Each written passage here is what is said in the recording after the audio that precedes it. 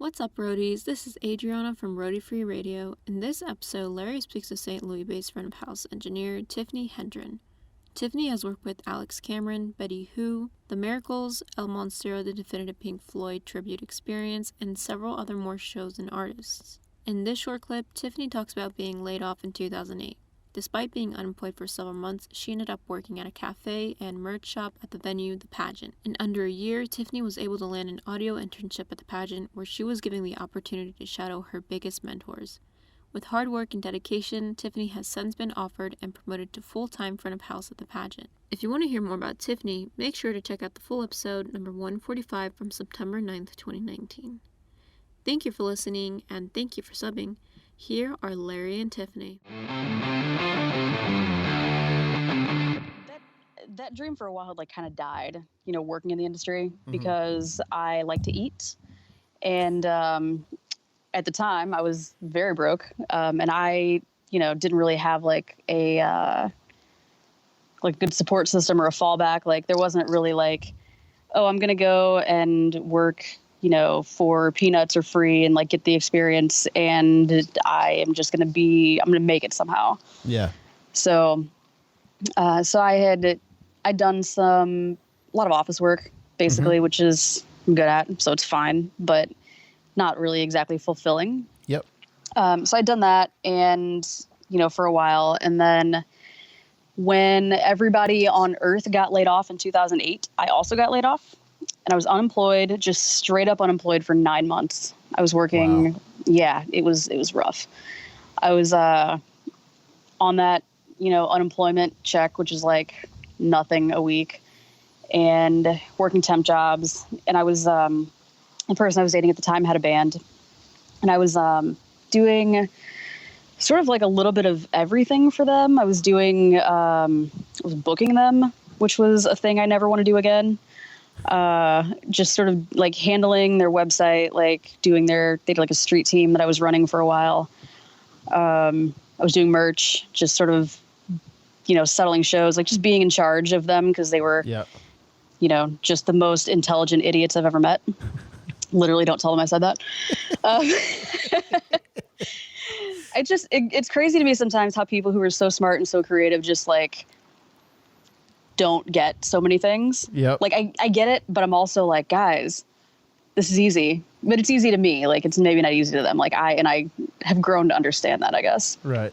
But yeah, so I was sort of doing a lot of everything for them, and they played a show at the Pageant, and I had done, I was doing merch for them at the time. So when I got done, so at the Pageant, the merch is generally sold out in the coffee shop, which is right at the entrance. So I just hung out with the people working in the coffee shop all day, doing merch, making jokes, whatever. And at the end of the night, the store manager was hey, we're looking for somebody to come in and make coffee and sell tickets. Are you interested? And I was yeah, I would love to have a job. That'd be great. So I started working there, and I was selling merch and working in the box office and sort of doing a variety of things, because that's that venue is really a great place. If you're interested in just literally anything, yeah. There's a job for you pretty much. And they're really good about hiring from within. So if I decided I wanted to work my way up at Ticketmaster or something, I could go work in the box office. If I wanted to do, sound, which is what I wound up doing, there's no reason that you can't come in and shadow and hang out and do stuff. The venue is incredible. And good mentors, good teachers there for you? Oh, absolutely. Yeah. So I had been working there for under a year, and they had opened up a position. So let me backtrack a little further. There are two venues inside of the Pageant building. One is the Pageant, big 2,300 cap venue, on one side. And then the other side is the Halo Bar. The Halo Bar is it's a bar. It's got a tiny, tiny stage that was originally intended for acoustic acts. Mm-hmm. Acoustic acts and DJs, basically. And at some point they started putting bands in there, so they needed somebody to run sound. So basically the apprentice position that I wound up at was working in the Halo Bar, making sure that those shows went off essentially. And then doing that as well, like basically you can learn enough to work in there and never go any further if you don't want to. It's like, it's kind of, it's a small venue. Like you really need like some vocal mics and maybe a kick mic. It's not crazy. Right.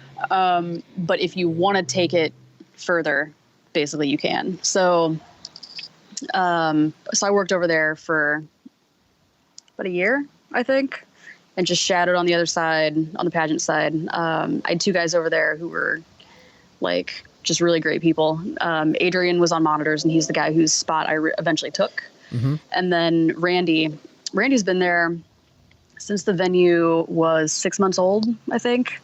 There was they opened in like October of, I'm sorry, I'm rambling a little bit. This coffee's kicking in. Here we go. Yeah, you know how it is. So the venue opened in like, I want to say October of 2000, and Randy started like 6 months after that and has been there just ever since. Wow.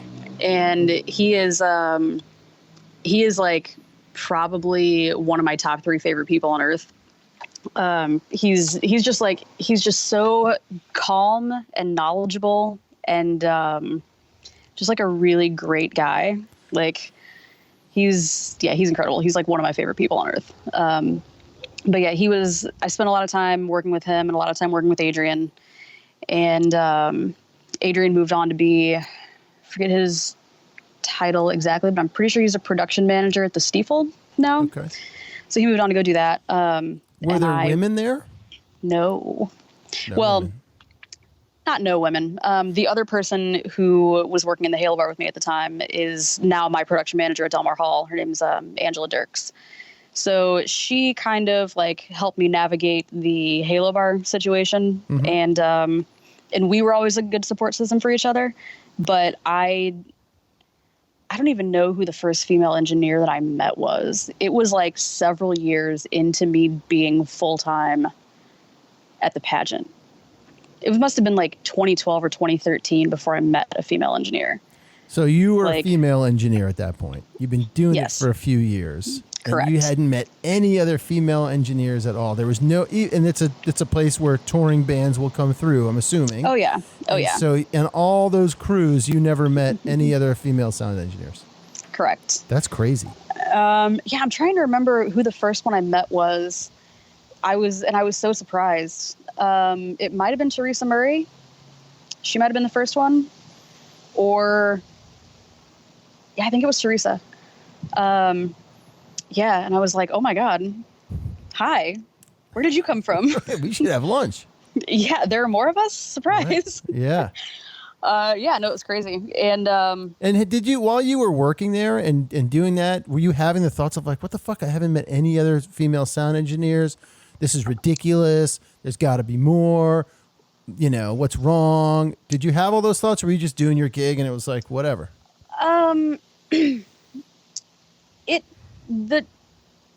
I guess the question struck me a couple of times, but I never really thought about it that hard because I'd always been in positions where I was one of the only women in the room. Mm-hmm. Being in the military, my job was in electronics. So I was the only female in my platoon of like 25 men. So, right. So it was like, there weren't, no, that's not true. Well, somebody came along eventually, but it took a while. But yeah, so essentially, like, I had always been in situations where I was the only female or one of very few. Mm-hmm. And I mean, it was just like kind of told to me at some point, like, yeah, there aren't a whole lot of women that do this. And I kind of just looked around and went like, oh yeah, that's probably right. And then moved on with my life. And I never, until I started meeting other women, it never like occurred to me why. And also because I'd had such good mentors who didn't care that I was a female. Yeah. It, like, the sexism aspect of the industry, like, never really took hold until I started talking to other women. Mm-hmm. Hey, what's happening, roadies? It's Larry here. Just wanted to thank you so much for listening to this short clip. I really hope you got something out of it. If you can take 2 seconds to head over to iTunes and drop us a review or a comment, we would greatly, greatly appreciate it. Keep listening, keep coming back, stay healthy out there, and remember, no roadies, no rock and roll.